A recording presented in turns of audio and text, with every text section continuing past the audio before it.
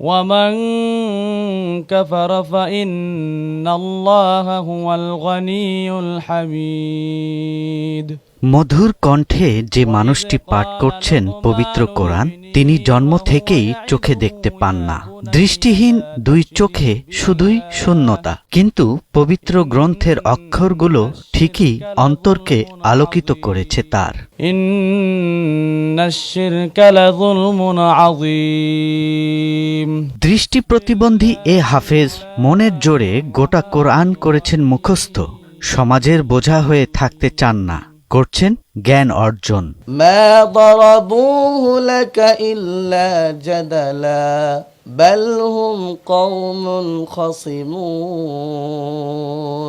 Gazipur city কর্পোরেশনের ৩৭ নম্বর ওয়ার্ডের তারগাছা এলাকায় শারীরিক প্রতিবন্ধী হাফেজ রাশিদুল ইসলাম রাশেদ ২০২০ সালে আরও ৩ জন দৃষ্টি প্রতিবন্ধীকে নিয়ে গড়ে তুলেছেন দাওয়াতুল কোরআন দৃষ্টি প্রতিবন্ধী মাদ্রাসা।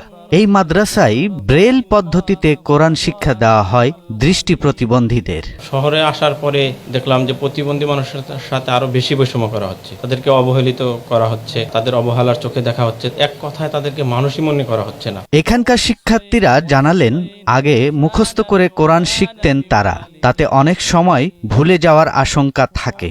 বর্তমানে ব্রেল পদ্ধতিতে কোরআন শিক্ষা গ্রহণ করছেন তারা। এ পদ্ধতিতে শিখলে তা লেখাপড়া ও মুখস্থ করলে তা টেকসই হয়।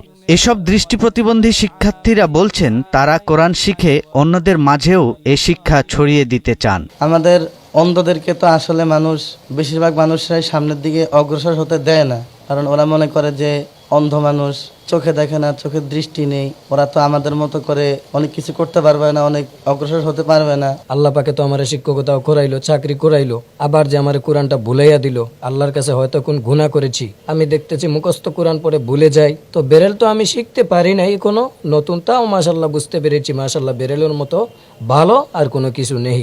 যখন আমি শুনলাম যে ব্রেল পদ্ধতি যেটা, এটা আমি আগে বুঝতাম না যে কি ব্রেল কি। এরকম হাতে ধরলে, হাতে স্পর্শ করলে যে পড়া বোঝা যায়। নাজরানা কিতাব হাফিজিয়া শাখায় দৃষ্টি প্রতিবন্ধী ৯ জন শিক্ষার্থী ও ১ জন শারীরিক প্রতিবন্ধী ধর্মীয় জ্ঞান অর্জন করছেন। পড়াশোনা, থাকা খাওয়ার সুবিধা এখানে বিনামূল্যে পান দৃষ্টি প্রতিবন্ধী শিক্ষার্থীরা। আসলে অনেক খুবই ব্যয়বহুল খরচ। এটা দেখা যায় যে প্রথমত আমার যে দোকান বিক্রি করা টাকা ছিল প্রথম, আমি তো সেটা দিয়ে শুরু করছিলাম। এখন আলহামদুলিল্লাহ ২-১ সাথে পরিচয় হইতে হইতে, যেমন আপনাদের মতো গণমাধ্যমগুলা যেভাবে প্রচার করতেছেন, এই প্রচারের মাধ্যমে দয়াবান মানুষ আছেন, অনেক দানবীর মানুষ আছেন, তাদের মাধ্যমে আসলে আমরা এগুলো সংগ্রহ করতেছি, তারাও দিচ্ছেন। দৃষ্টি প্রতিবন্ধী এই হাফেজদের সমাজের মূল ধারায় নিয়ে আসার জন্য রাষ্ট্র ও সমাজের বিত্তবানদের প্রতি এগিয়ে আসার আহ্বান এ মাদ্রাসার উদ্যোক্তাদের। ইন্না কাফাইনাকাল মুস্তাহজিইন। সৈয়দ রাশিদুল, ৭১, ঢাকা।